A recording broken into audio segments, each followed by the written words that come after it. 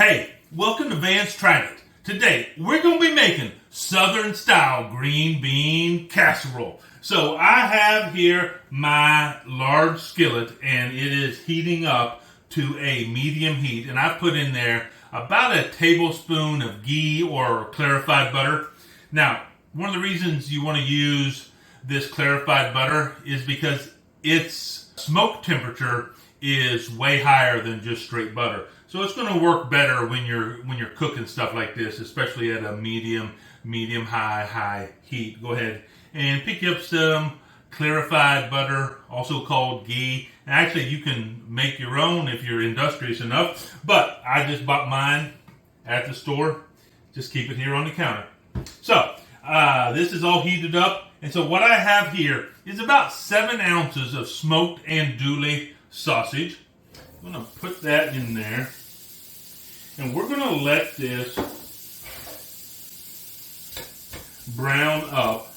Now, one of the keys, when you're browning stuff up like this, I don't know about you, but I have a tendency to over-stir things. But one of the things we're wanting to do here as we brown up this andouille sausage and then some of the vegetables and things we're going to be putting in here is we're really wanting to get that surface of the food onto the heat surface so it can really begin to brown up and really start to release all the oils and flavors in the meat and in the veggies. So we're not going to overstir it. We're going to let it sit here. We're going to let it start to get crispy and really get its flavors really rolling in here before we start our next step.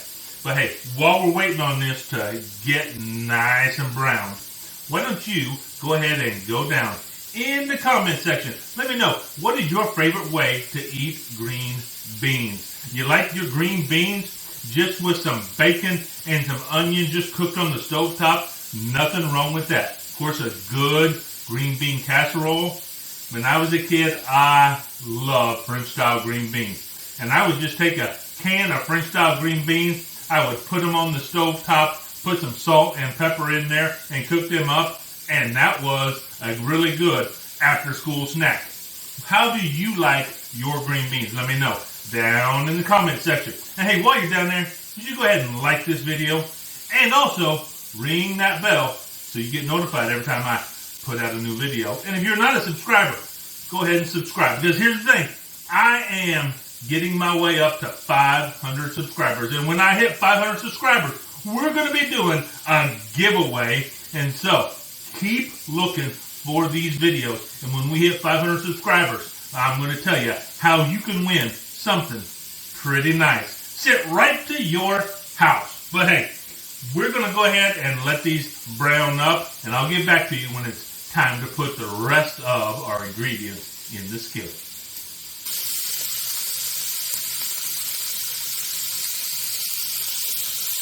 Alright, so our sausage is really browning up really nicely, and we're going to go ahead and add some more ingredients to our pot. And so the first thing we're going to do is we're going to put in, this is about a quarter of a pretty small onion, if I don't throw it all over the counter while I'm trying to put it in here. And it is diced up pretty finely. Ooh, I am making a mess. Let me see if I can salvage some of this here. Okay.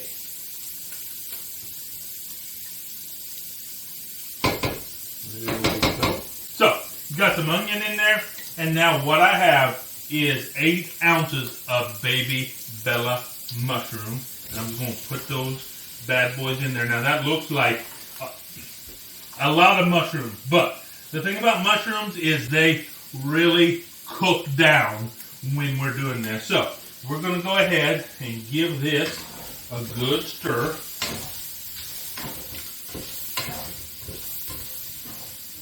We're going to keep it on a nice medium to medium high heat. And we're going to just start to let all this stuff cook down in here. And like I said, we don't want to stir it too often. We really want to let the food get to that heat surface. So I'll get back to you when we are done reducing down and browning up our veggies in here with our sausage. So I'll see you in just a few minutes.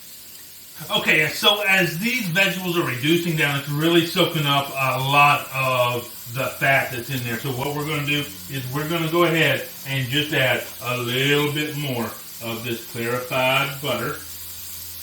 That's just going to keep everything from sticking to the bottom. Just give us a little bit of a lubricant down there. We're going to go for just a couple minutes here. In fact, right now, I think we're going to go ahead and add some seasoning into this. This is Fat Granny's Cajun steak seasoning. We're going to just put about a tablespoon in here. That'd be about, probably that much.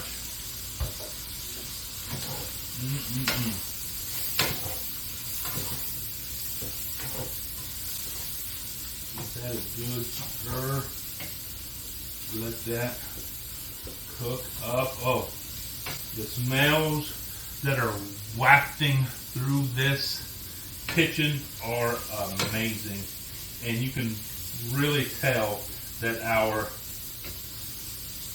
mushrooms are really reduced. In fact, let me give you a really good look at what we have going on in this pot. Okay, so now we're going to add our garlic. This is probably about 3 cloves of garlic, but I am using actually a garlic paste. This is a roasted garlic paste I just keep in the refrigerator because it's so simple to use.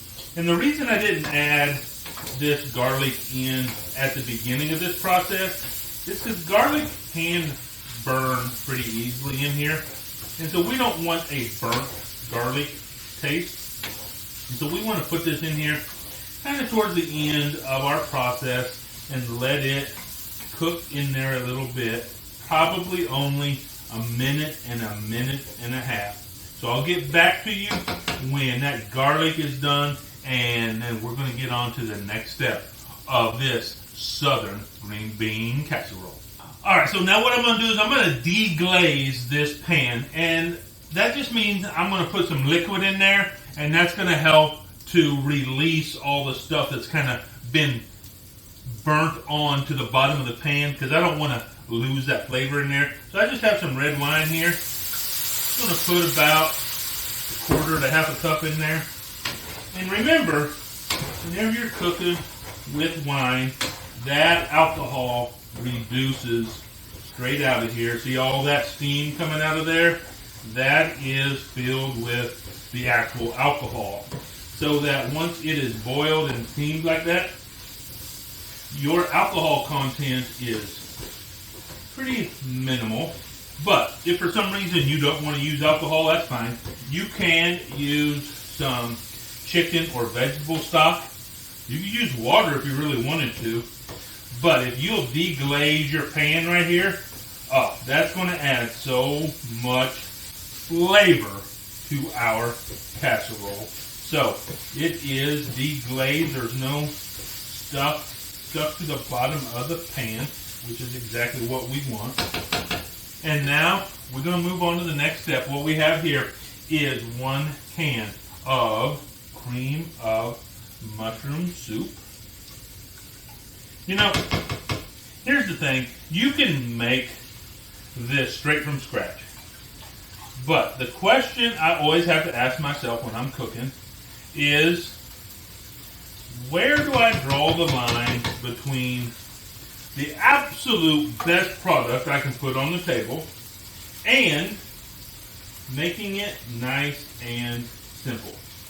And so this is kind of one of the places where I draw the line. I just go ahead and use this canned cream of mushroom soup. I'm going to go ahead and turn our temperature down here.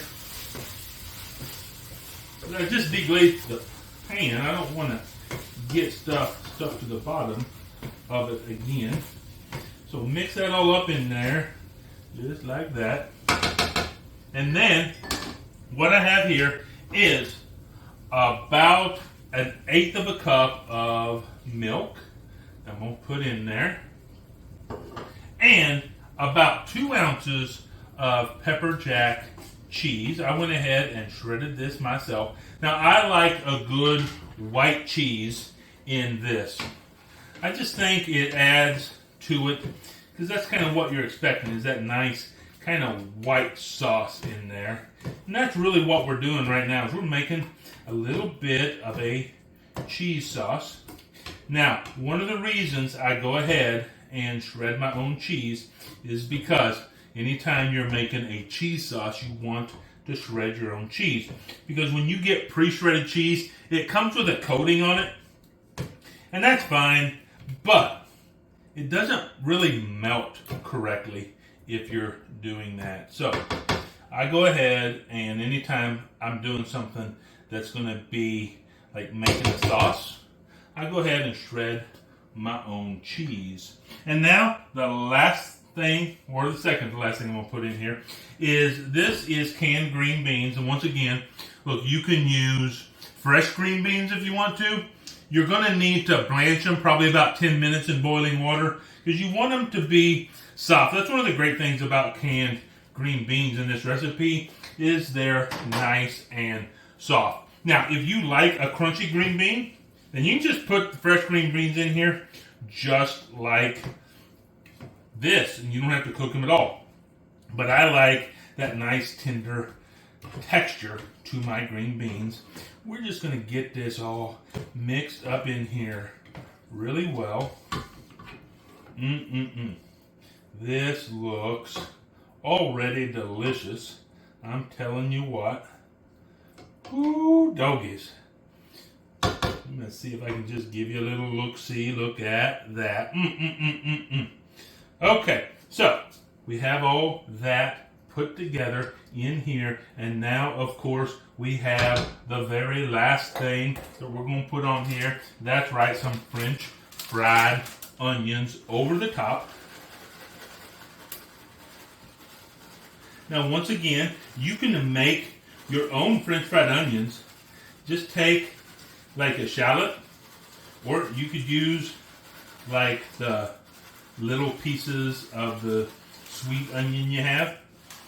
Cut them up into fine strips, bread them, fry them up real quick, take them out, let them rest. You're going to have your own French fried onions. But once again, you can just buy this. I think these are delicious. In fact, I just eat them straight out of the bag because I think they're delicious. And they work on so many things. And so that's it. It's all put together. And now here's the great thing. If I was going to be making this to go on the table somewhere, let's say I'm taking it to church for a potluck, or I have company coming over, and I'm going to put everything's going to go out on the table, I would put this in a casserole dish before I put the Crispies on there. But most of the time in our house, Veggies does, we're serving straight off of the stove. And if I'm serving off the stove, I don't mess around with the casserole dish because this is an oven-safe skillet. So I just take it straight from here, right into the oven. Bing, bang, boom. 25, 30 minutes, because everything's actually already cooked. We just want all those flavors to join together and get those green beans heated up. 25, 30 minutes, we're going to be ready to see what this Southern style green bean casserole tastes like. We'll see you here in a little bit. Okay, so our Southern green bean casserole is cooked up, and we're going to get some of it out and give it a taste. All right, here we go. Let's see what we have here in our Southern green bean casserole.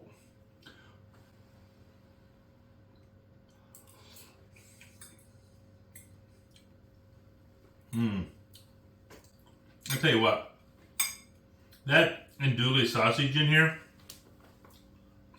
it is just what the green beans need to really highlight the flavor of the green beans. And that's the great thing.